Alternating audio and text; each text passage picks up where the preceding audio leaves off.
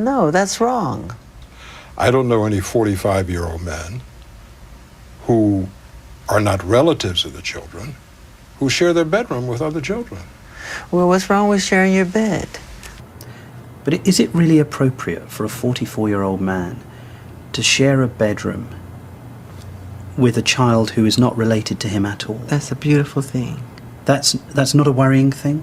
Why should it be worrying? Who's the criminal? Who's Jack the Ripper in the room? But I have slept in a bed with many children. Why can't you share your bed? The most loving thing to do is to share your bed with someone. You cannot share a bed with someone else's child. That is immoral. It is unacceptable. It's deplorable. I remember watching it and feeling that I had been kicked in the stomach. I could not believe that he had done that and that he had said it and that he didn't understand that there was something wrong.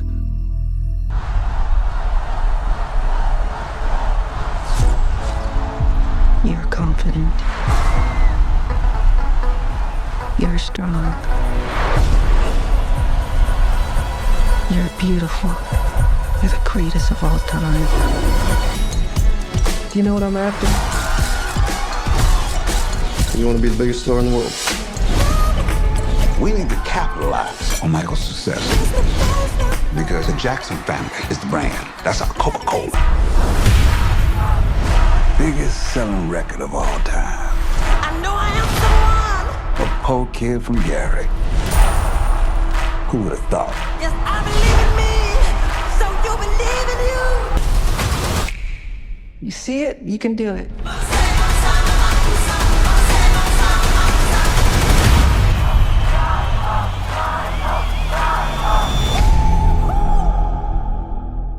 He was really struggling because of what was going on. He saw his career diminishing. He saw it. He saw the end of all of it.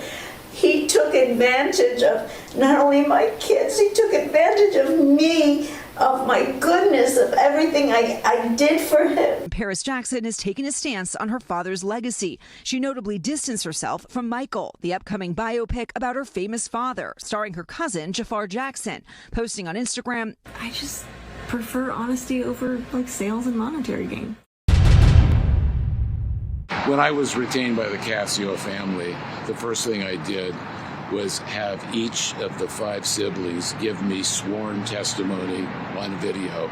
I ended up with 10 hours of testimony detailing the horrific abuse they suffered at the hands of Michael Jackson. At the invitation of Marty Singer, the lawyer for the estate, I showed him an hour of that video, and his response was, "This will never see the light of day. We're going to resolve this. Make me an offer." I do remember the first time that he finally made his move on me. When was that, and where was it? It was somewhere at a hotel in Florida, let's say. That I was just sitting on the bed with him during the day, and I was just playing my Game Boy, and I remember he just went to me and just pulled down my shorts. And I was still I didn't ask him anything. I was just like, this is Michael. I know Michael. I know he loves me. I love him. That's all I knew. So I didn't really, know what was going on. And he treated him as he was part of our family and that he was not the king of pop, but just a human being. He always called us the family of law. Attack! Did you call it too? He was 5, and so being around him was just normal. And, he was just Michael. He was just our friend. I made an offer, and instead of him honoring his word, he took that and went public and accused me of extortion as a defense to addressing the actual crimes that were committed. Are you planning to make any of these videos or these recordings public? Well, I think I would rather use these videos, if necessary, with either the arbitrator or the court, depending on where this case proceeds. Understood. Are you planning to submit it to the court anytime soon? No time soon. Probably in connection with an actual hearing whenever it happens. Understood. And the Cascio family, they signed an agreement in 2020. When were these recordings taken? 2024. 2024. Understood. By the way, the recordings were taken in 2024 after a lawyer for the estate said that they should go back to the estate and address what they got and what they should have gotten back in 2020. Are you able to unpack at all what is said in these videos? I understand it must be very sensitive, but is there any way you could shed some light on just some of the revealing details that they claim in these videos? Well, if I reveal what's in the videos, I'll be a defendant in the next lawsuit filed by the estate.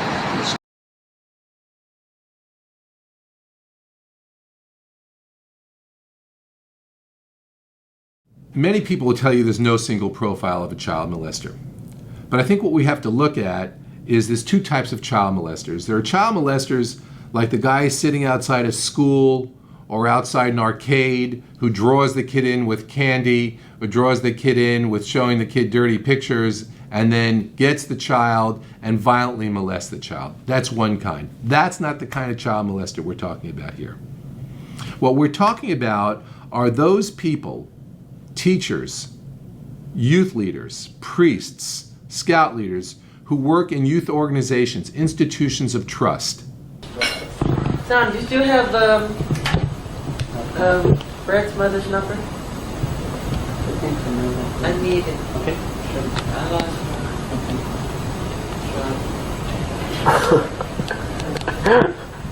Michael Jackson. Here, Casio. Look, baby. I'll see you guys in the morning.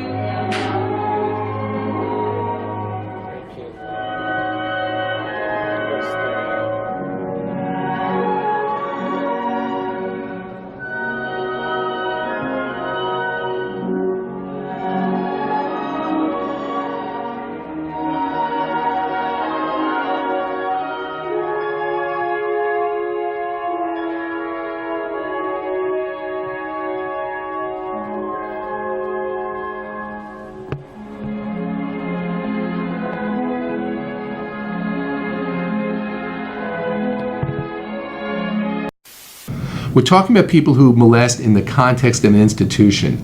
And in these situations, we tend to find that these people are single, unattached persons. These people present a terrific, eager interest in children. They cater to children. They know what children like almost better than the parents who send their children to these institutions know.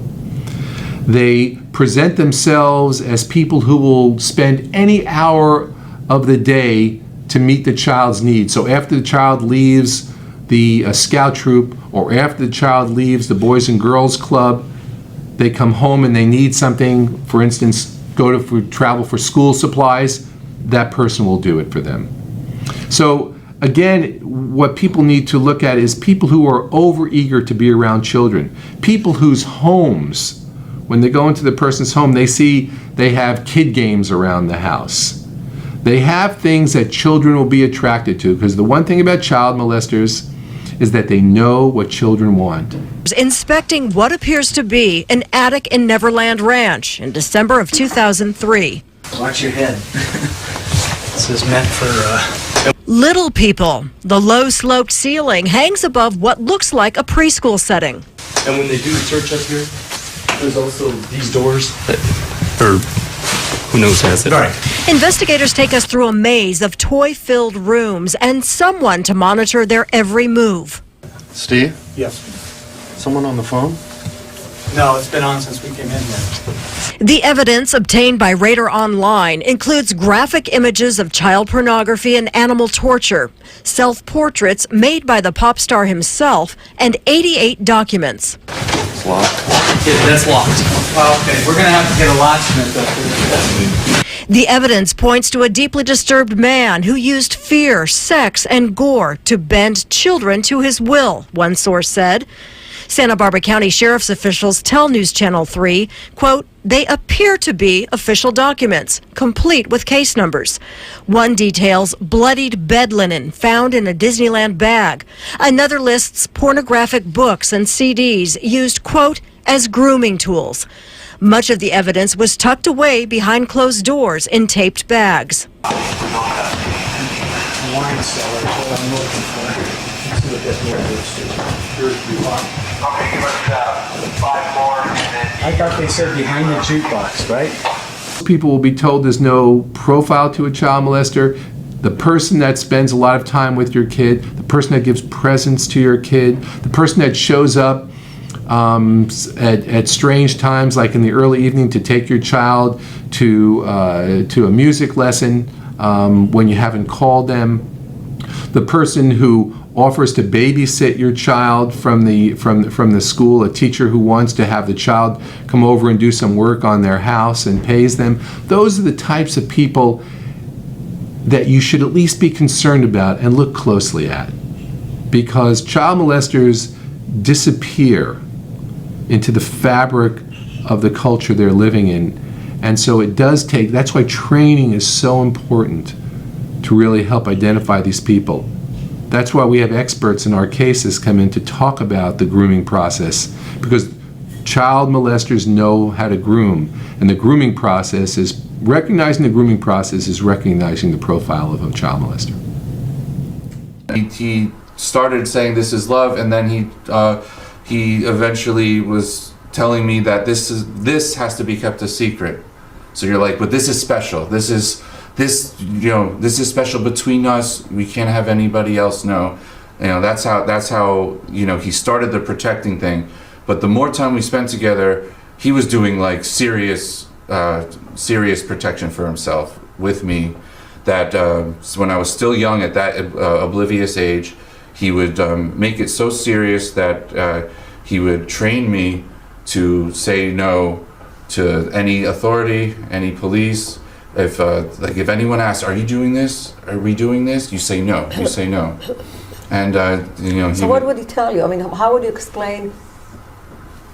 You were like very young, right? And so how would he say, "Oh, why would police or anything?" How would he explain to you?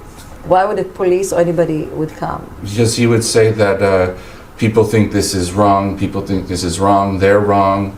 This is love. This is real. But these people think it's wrong, and I could get in trouble, and they'll want to kill me, and I'm like listening to like serious him defending himself, like real serious, and he would just make me promise that you promise you love me, that you'll protect me, you'll not say anything, because they're wrong, doo-doo. He was always doo-doo as well, and they're wrong, and I don't want them to hurt me, and to hurt you. So you felt responsible for helping him in any way. I didn't realize how serious it was, but it became serious. That okay, whatever we're doing is fine. It's fine, but I have to make sure that I'm not telling anybody. Mm-hmm. This involved, a lot of interrogations. He would pretend he was a cop and say, "Oh my God!" Say this. He would repeat this all the time. Are you doing anything weird with Michael? He would say no. I was trained to say no. He's like, are you? Is he doing this to you? No. Is he touching you where you don't want to be? No. Like, so you learn to protect him at that young age, that you didn't know what was going on. Were you scared? Were you terrified? I mean, did you? Yeah, I was terrified.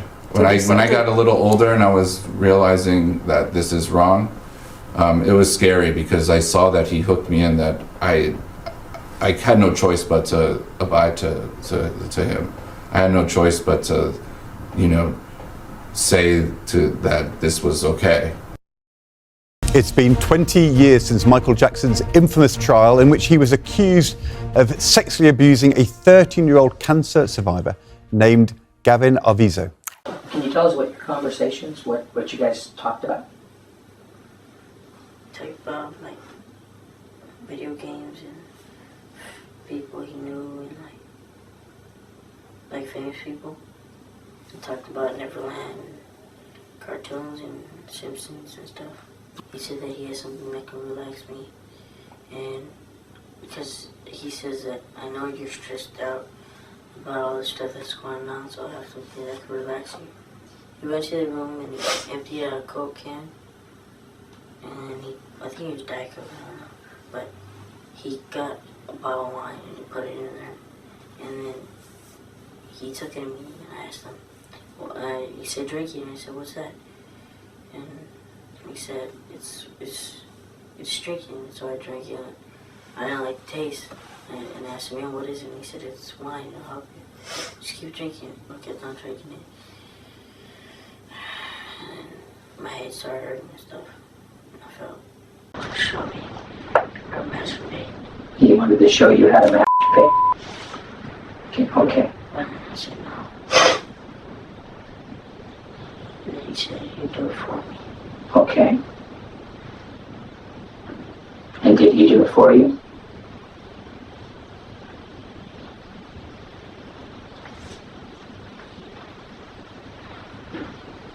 Go ahead, Kevin, it's fine. Put his hand in my pants. Did he put it on the outside? Inside. Inside? And what did he do next? He started. Okay. Yeah. So I told him I didn't want to do that. Did he stop? I told him not. And he kept on doing it. Jackson was acquitted on all accounts, but tonight, a brand new Channel 4 documentary examines the King of Pop's trial, and we'll hear from those who knew him best. It was a naturalist magazine with a video ordering section that had naked kids in it, and there was circles around the videos to be ordered. That was just a devastating blow for me. That was a psychological hit that I never, now I see how this case is going, and all of a sudden I see that, and I came to a conclusion that everything has been lied to me. Now this is the realm of sexual abuse of children. Now it became very real to me. And it became very real that Frank knew about what's going on and he's not coming forward. In the 2005 trial, Arman is one of Jackson's associates who were accused of being involved in a conspiracy to hold Gavin Arvizo and his family captive. Vincent F. Arman. I guess why we're here is to talk a little bit about Michael Jackson and maybe how I got associated with it. One of my close friends was someone by the name of Frank Casio, was going by Frank Casio Tyson in the year 2000. So how does it feel to be men black? Oh, God. What do you have to say about Mark Schaffel? Do you have anything kind to say about him? Mark's a nice guy. He's a kind man. Sensitive man. Very sensitive. He pays me. I love him. He pays on time. Quote Brad Buck there. Now, Mark, what do you have to say? Wait, ladies and gentlemen, Mr. Brett Ratner. A round of applause for Brett Ratner, please. I just couldn't take. Thank you very much. Well, it's supposed to be about making the movie, and then all this other stuff is coming up. You know what I mean? It's ridiculous. Nino put a gun on. It's like crazy. Shows you how to get out of that. Mark Schaffel worked for Michael Jackson, MJJ Productions in the 2000s. After the disastrous Martin Bashir BBC documentary Living with Michael Jackson, he brokered a deal with Fox, apparently for $5 million to air a special of Michael Jackson home movie footage on February 20th, 2003. Tonight, it's the King of Pop like you've never seen him before. Michael Jackson's private home movies starts right now.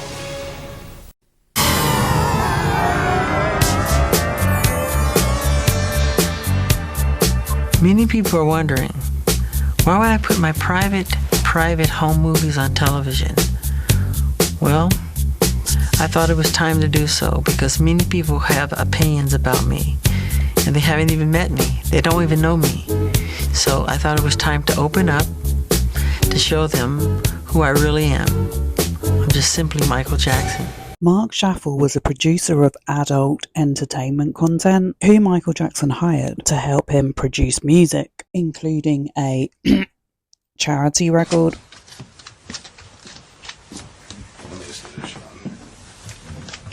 After the Neverland Ranch police raid, his house was also raided. He sued Michael Jackson and MJJ Productions in 2005 for non-payment of fees.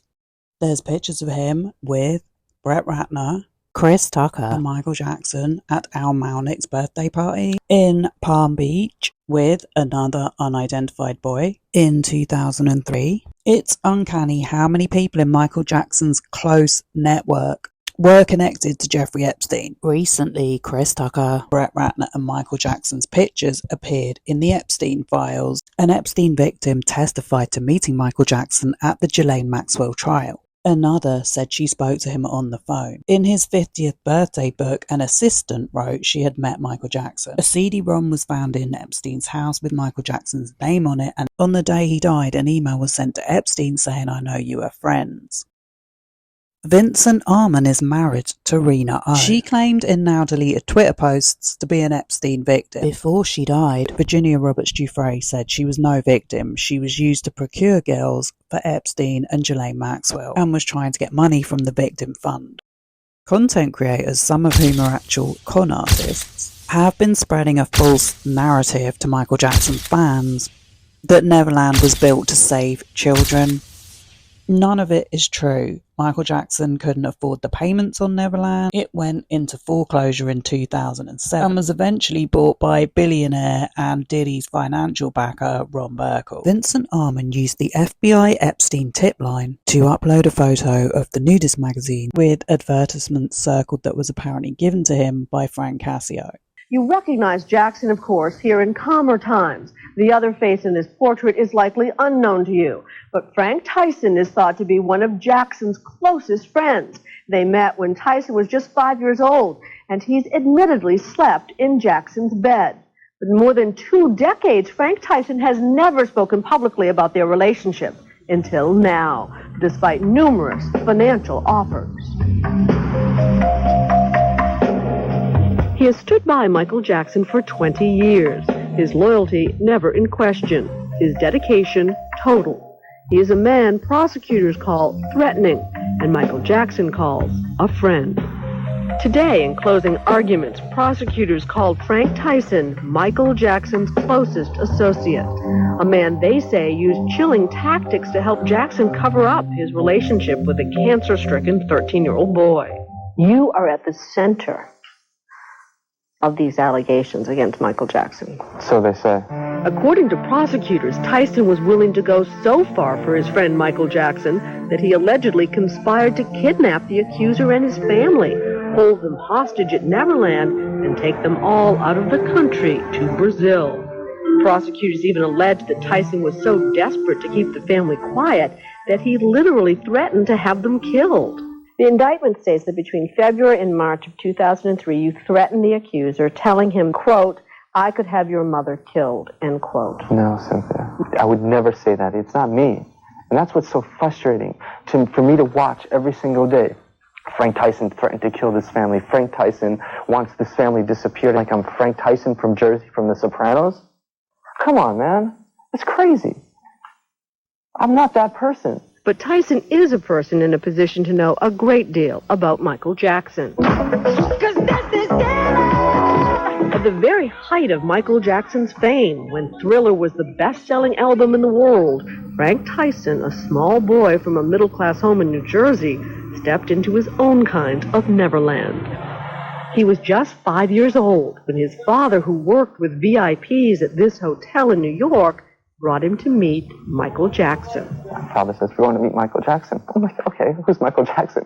Michael Jackson started calling Tyson's father, and before long, Jackson and the young boy had formed an improbable friendship.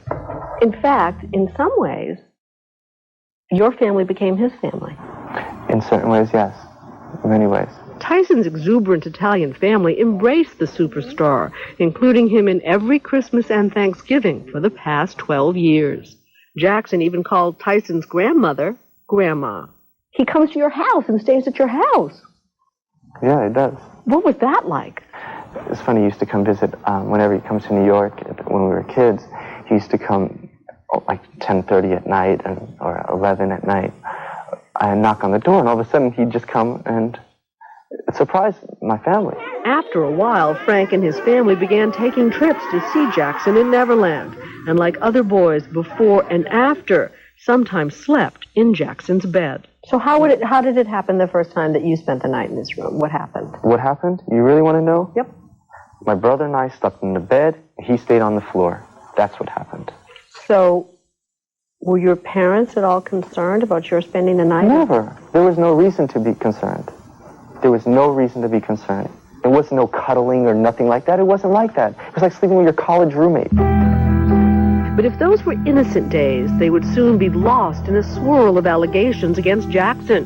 In 1993, the singer was accused of molesting a 13-year-old boy. Jackson turned to the 14-year-old Tyson and his family for support, flying them around the world as he continued on tour. They often went out in public with Jackson, seen here in disguise. The 1993 charges were settled for a reported $20 million. It was around this same time that Jackson admitted an addiction to painkillers. I am doing well and I am strong. As you may already know, after my tour ended, I remain out of the country undergoing treatment for a dependency on pain medication.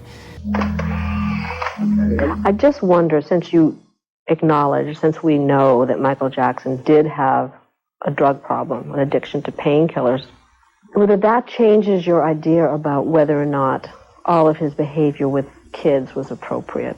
I mean, one wonders and worries. No. I have seen him in different states.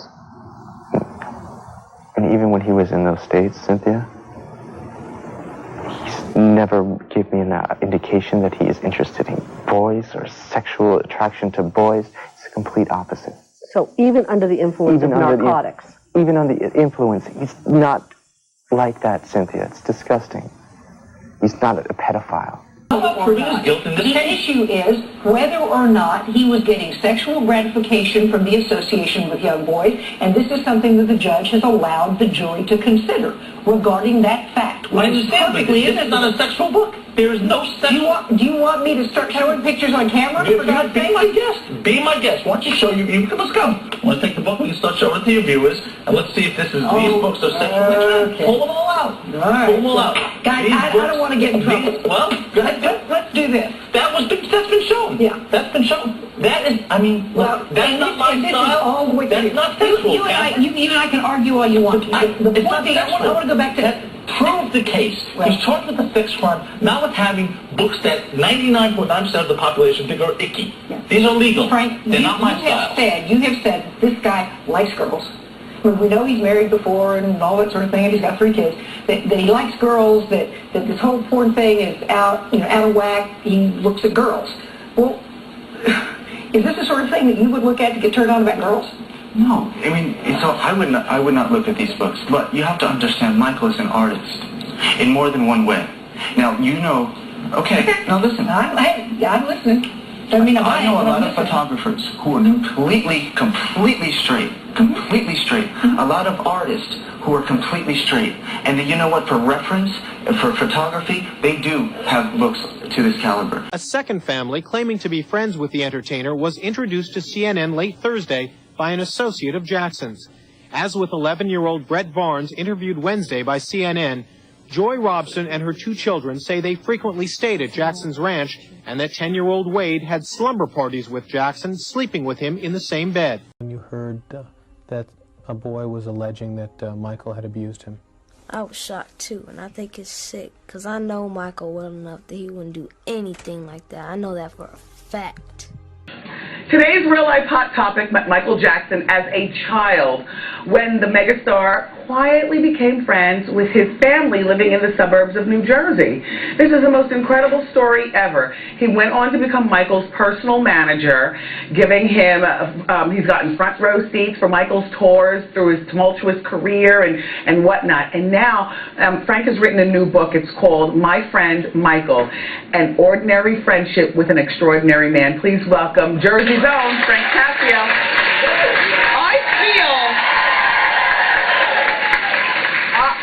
It feels so strange being with somebody who had such a close relationship with Michael. I feel very special. Thank you for coming here. Thank you. Thank you. It's good to be here. It feels very special to be here with you. Thank you. Frank, how did your family meet Michael, and how old were you at the time of the meeting? Gee, I was 4 years old. And, you know, my father was the general manager at the Hemsley Palace Hotel in New York. And he says to me, I want to take you to work with me tomorrow. I'm going to introduce you to a friend of mine. His name is Michael Jackson. I have no idea who Michael Jackson is. I'm 4 years old. I, could care less. And you're 31 now. I'm 31. Let's give you a little timeline, okay? So I'm like, I'm just happy to get out of the house and come to the city? Yeah. So I go to the city with my father. We were greeted by a gentleman by the name of Bill Bray. He's like a father figure to Michael for years. Take him to the room. He's sitting on a chair. He's got his sunglasses on. And he takes them off. He goes, "Hi, I'm Michael." He says, "Hi, I'm Frank. Nice to meet you." And the rest is history. We spoke about cartoons, toys, and I was into like Popeye and... Oh my God!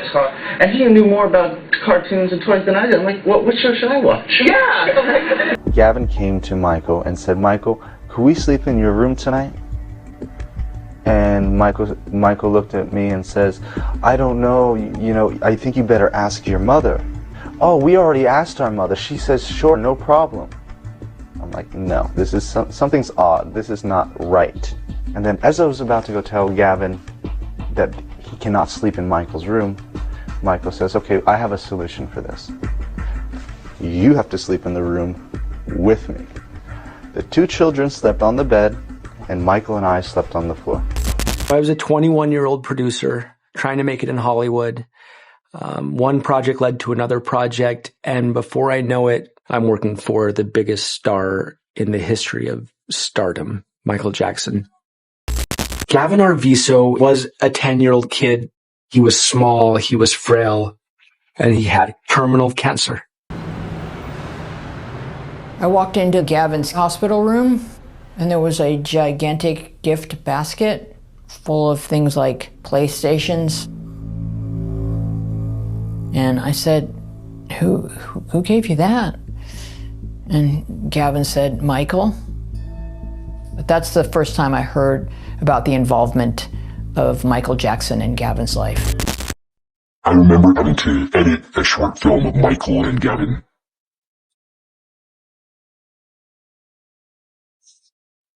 The video was made for Gavin's family and for Michael to enjoy and for Michael to have. And I don't think it was meant for the public to see. The first time you see it, I think you're a little taken back, especially if you don't know Michael Jackson really well. It felt really uncomfortable because it's an adult man seemingly having like a picnic with a 10-year-old. It shows Michael and Gavin holding hands, and the soundtrack that Michael specifically wanted to use was "I'll Be There," which is a really, really sweet song. But it seems to sound like a little bit of a romantic song to the adult ear. Like he wanted to be his best friend. He wanted to give this kid the best possible memories that he could at the end of his life. I'm gonna walk out of the set.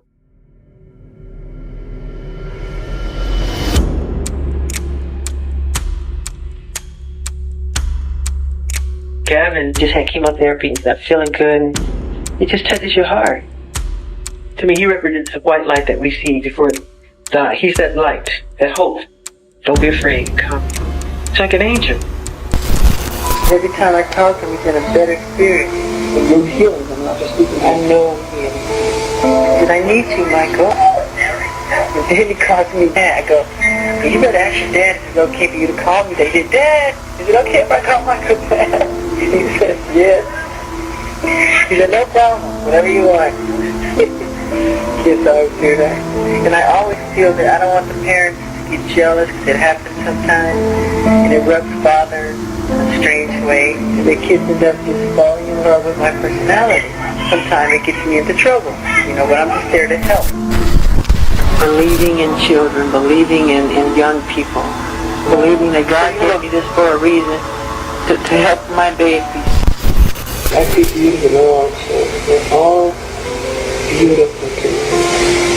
They're so beautiful, and I love them all. I want to be buried right where there's children. I would feel safer that way. I want them next to me. I need the spirit. I would love to come back as a child that never grows old, like Peter Pan. The happiness and the joy that I see in the eyes of the children, they save my life, so I want to kick it back. They save me slowly. I'm not joking. I mean every word. I would throw in the towel. It wasn't for children and babies, and that's my real honest, and I've said it before. If it weren't for children, I would choose death. I mean it with all my heart. Like I say to Princess Paris, you know why I bought you this? They said, because you love me. I said, yes, that's why I bought it. They need to know that. Do you feel like God gave you a certain healing power? And I've seen children just shower all over me with love. They want to just touch me and hug me. I've seen just something to just hold on and cry and not let go. And mothers take their babies and put them into my arms. Touch my baby, hold them. Touch my baby, touch my baby. I just wanted to have fun.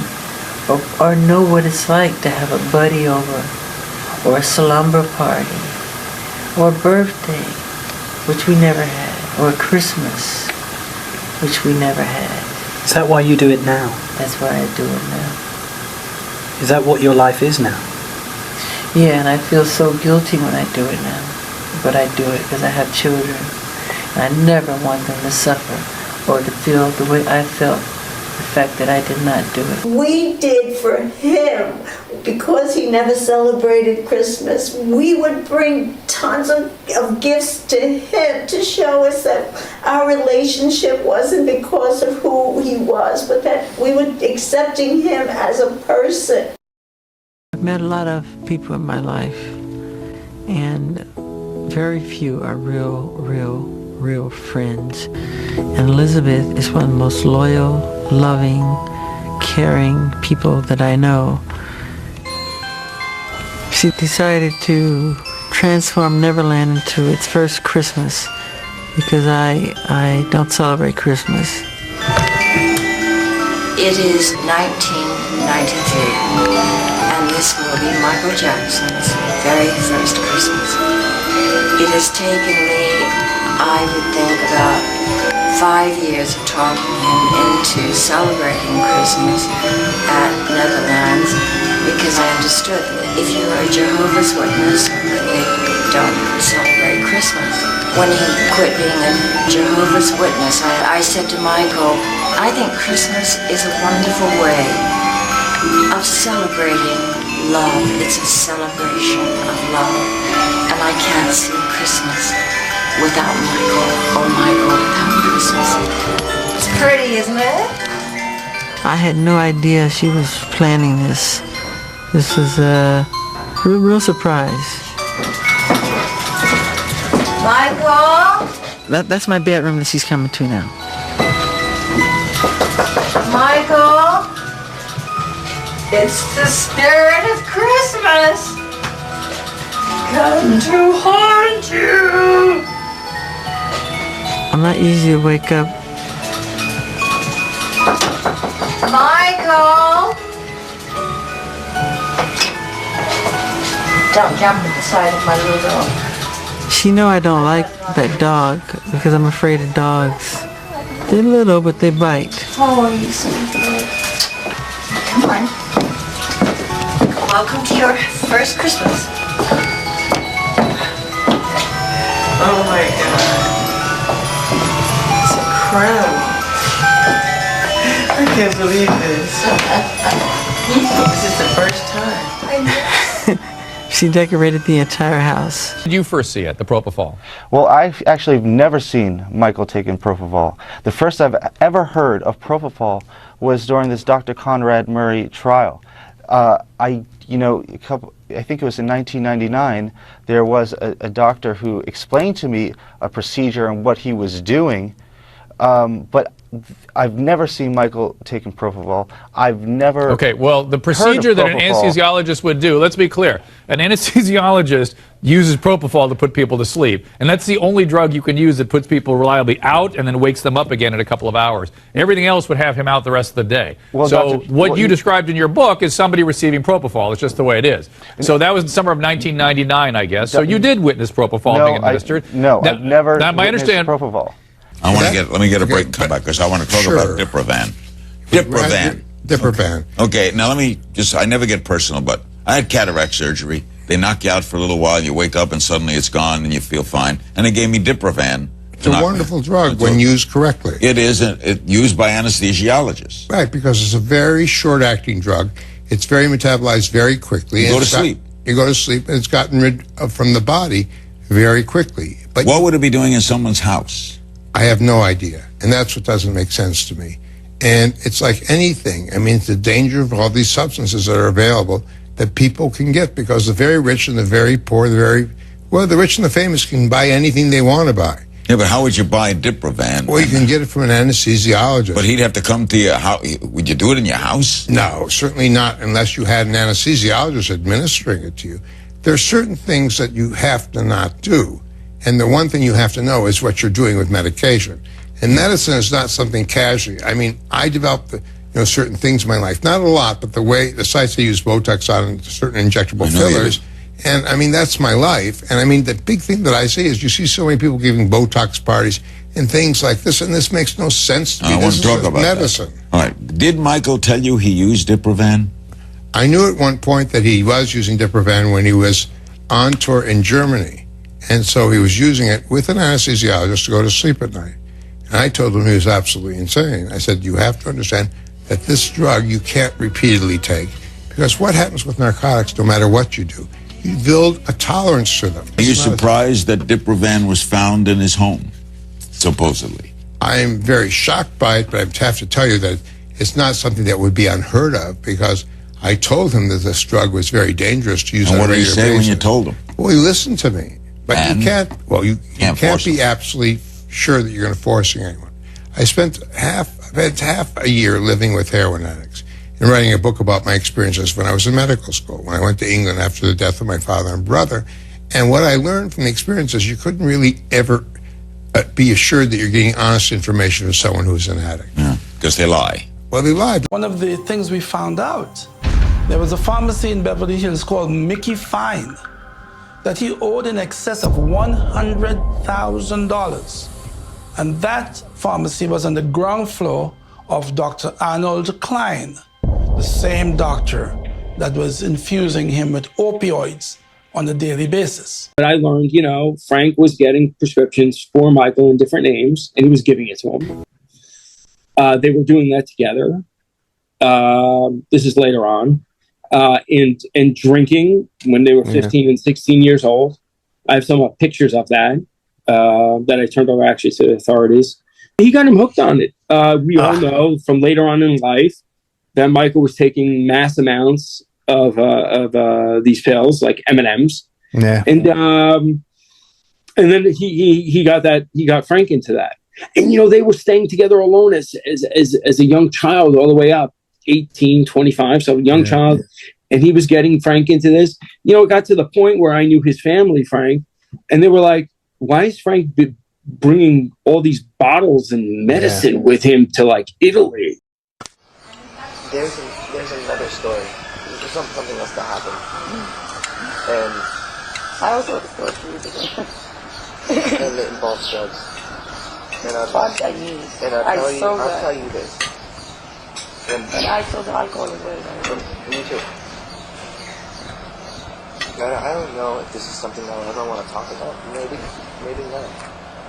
But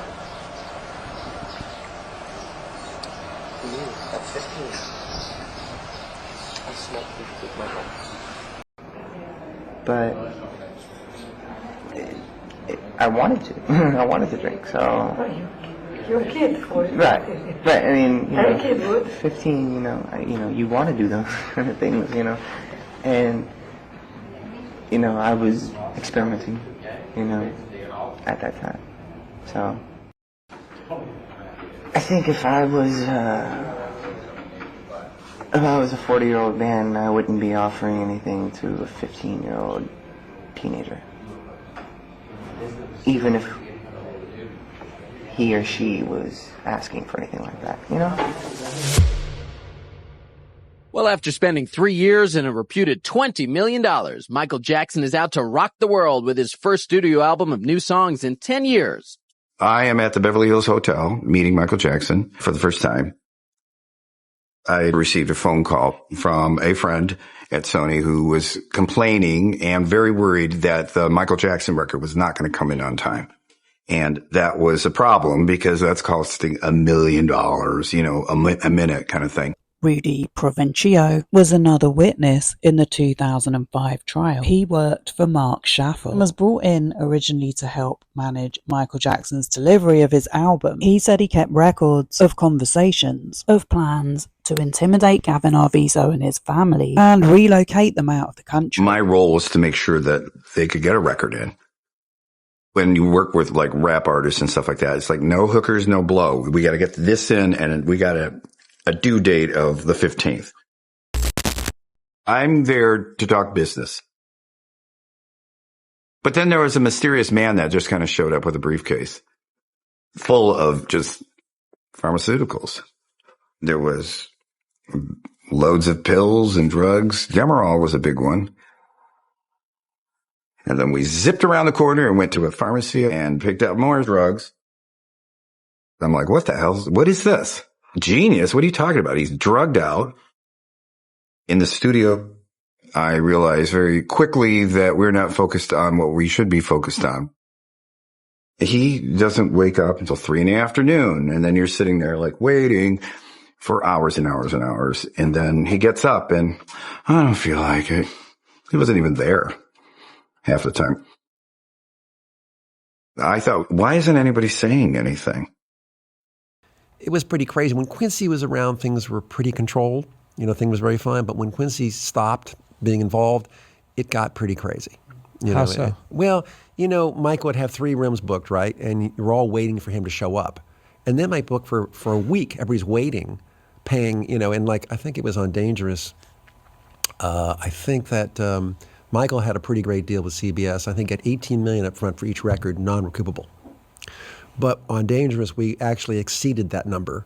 And so I got paid from CBS for the first $18 million, but then after that, it was MJJ Productions. And that became a little more difficult to collect than it was from thing. And at one point, I think Michael owed me $1 million. And then his accountant was also been Neil Diamond's accountant. We lived in Palm Springs. And I called him up and I says, you know, I love Michael, I don't want to do this, but I'm going to have to get paid here or else I'm going to lock the doors. And I did get paid and everything was fine. And we did a lot of records with Michael and everything was fine, you know, but, you know, we do need to pay my employees. I do need to work and, you know. He was surrounded by yes people, and if you didn't say yes, you were whisked into the corn. Michael, don't try to stop him. Michael, we've wasted My biggest concern was the fact that he's woozy and out of it all the time. The fact that he would call me up from Neverland here in this house and say to me, Shmuley, I love you. I miss you. And I would say to Michael, you know that this is going to kill you. Shmuley, it's medical. It's this. I said, Michael, you know, you're too smart to talk yourself into this. There's nothing medical about this. It's a continuous kind of train wreck ride of not being able to focus on this record. You can see where it's going. It's heading towards a tragedy. A self-imposed tragedy.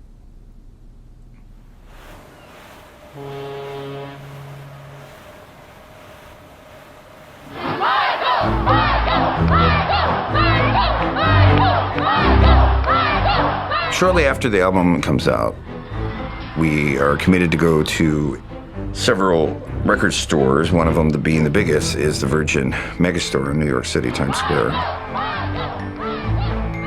He didn't want to be there. There was kind of like this feeling of hope being lost. A hit, that's what they want.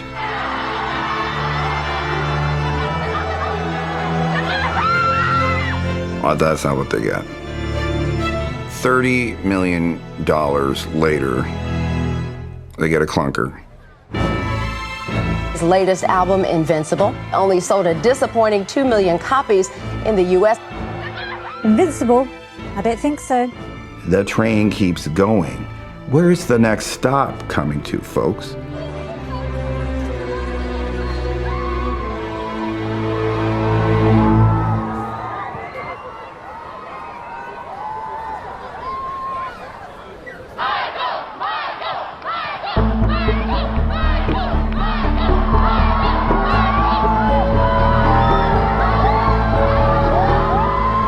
Jackson shocked the world, dangling his own son from high atop a hotel balcony. Once I saw him dangling his child, I mean, that was game, set, match point for me. That man shouldn't be around children. Here's the bottle.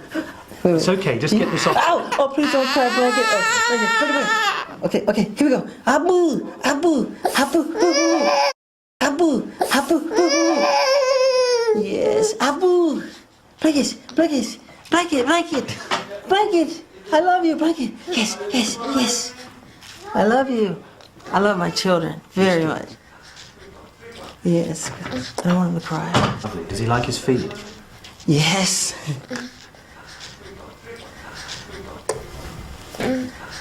Have you been hearing about what people have been saying?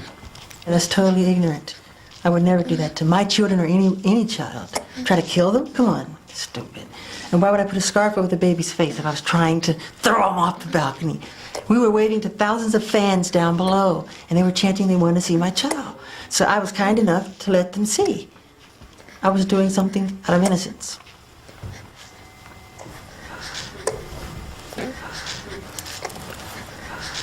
The side effects of Demerol include lightheadedness, dizziness, nausea, vomiting, sweating, weakness, headache, agitation, and tremor. Michael Jackson was dependent on Demerol? Yes. What is that opinion? I believe there's evidence that he was dependent upon Demerol. My opinion is that based on my prior definition and what's known about his public behavior and this course of treatment, that he was probably addicted to opioids. I was as big a Michael Jackson fan as anyone. But that documentary showed how this man manipulated not just those boys, not just their family. Michael manipulated the entire world.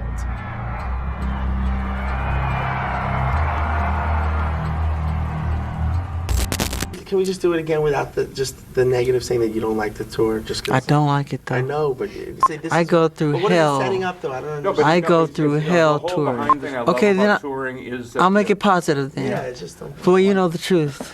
Yeah. Okay. And action, Michael. I love to tour. These will be my final show. This is the final curtain call. MJ is locked in his room, drunk and despondent. Tomei and I are trying to sober him up and get him to the press conference with his hairdresser makeup artist. And then Mr. Lightwicki responds, "Are you kidding me?" Correct. And then you responded with the longer entry there. Correct. And you wrote, "I screamed at him so loud the walls are shaking." Yes, that was an exaggeration, but I did raise my voice. All right. Was there a problem, Mr. Phillips, with Mr. Jackson's appearance at the press conference that day? Are you talking about when he went to the microphone and was photographed? Well, I was thinking actually really the hours before going to the microphone and being photographed. Something unusual happened? We were late. Why?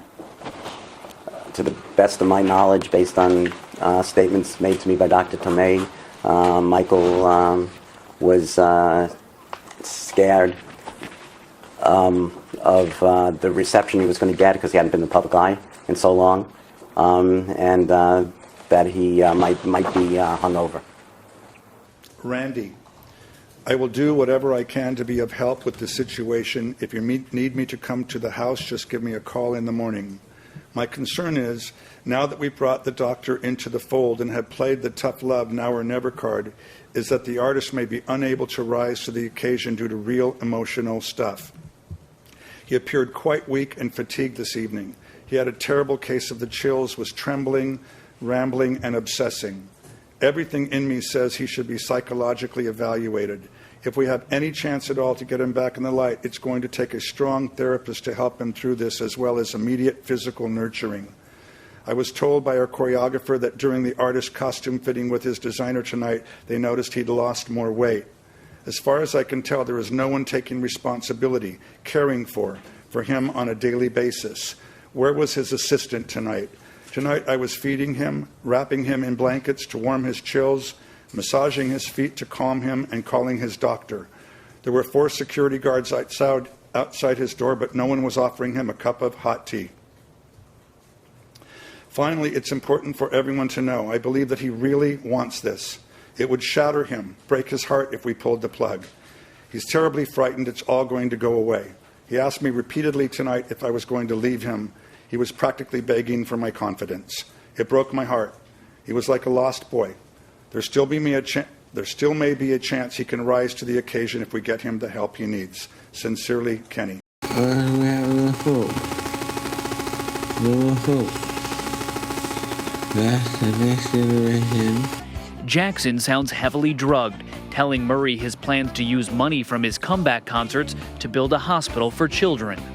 I love them. I love them because I didn't have a childhood. I had no childhood. I feel their pain. I feel their hurt. I hurt, you know? I hurt. After several seconds of silence, Murray asks Jackson if he's okay. Jackson responds, Michael Jackson's only daughter, 27-year-old Paris, walking into a Los Angeles court Wednesday morning, seeking transparency and accountability from the executors of her father's estate. No comment. John Branca and John McClane were appointed co-executors shortly after the King of Pop's death back in 2009.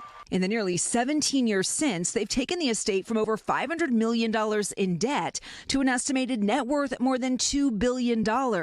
However, for years, Jackson's children and executors have been feuding about how the estate is being managed. Most notably, the pop star's 3 children, Paris, Prince, and Biggie, raising concerns about excessive attorney fees, bonuses, and gifts they say Branca and McCain have given to themselves and their associates. The most recent trial brief alleging that Mr. Branca has lost sight of his fiduciary obligations and belies executors' constant claims of transparency and diligence.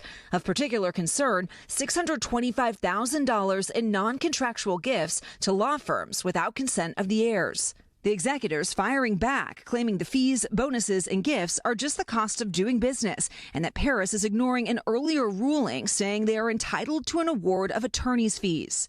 The way the estate attorneys frame it is that they're not probate attorneys getting paid an hourly rate. They invested in this. This was a business, a venture, and their investment paid off. The fees they didn't take up front, they are now earning on the back end. The executors also pointing out in court documents last year, Paris received approximately $65 million in benefits from their handling of her father's estate. I think law enforcement has been overly zealous in the way they have approached this. Howard Weitzman is still working for the Michael Jackson estate. For decades, he has made money out of defending Michael Jackson's grooming and pedophilic activity, as has Mark Garagos. Michael Jackson is not going to be abused. Michael Jackson is not going to be slammed, is not going to be a piñata for every person who has financial motives, or every person who thinks that they can get, as the lawyer for the charter company said today, we had a lottery ticket and we thought we were going to do something with it. We are going to, and I've been given full authority, we will land on you like a ton of bricks. We will land on you like a hammer if you do anything to besmirch this man's reputation, anything to intrude on his privacy in any way that's actionable. We will unleash a legal torrent like you've never seen. The wonderful thing about being a lawyer is that you can, and a lawyer for this estate, is that you can get up in a courtroom and you can call people liars who you paid a large amount of money to, when they had no lawyers. And then afterwards, you can make all kinds of accusations, and because you're standing inside of the courtroom, you get privilege because of that. So it's one of the wonderful things about the law, that you can defame or somebody in a courtroom, but there's no consequence for that. The facts are that the estate has been covering up this kinds of stuff for years. They covered it up when I represented him. 20 years ago, they covered it up. They had these, they hid it away. I mean, this is all about the estate trying to keep making money. If I were the beneficiaries of the estate, in a weird way, they should be appalled at what's happening to the estate, which they're supposedly the beneficiaries of. I'll leave it at that. Thank you so much. Thank Sure. you for your time.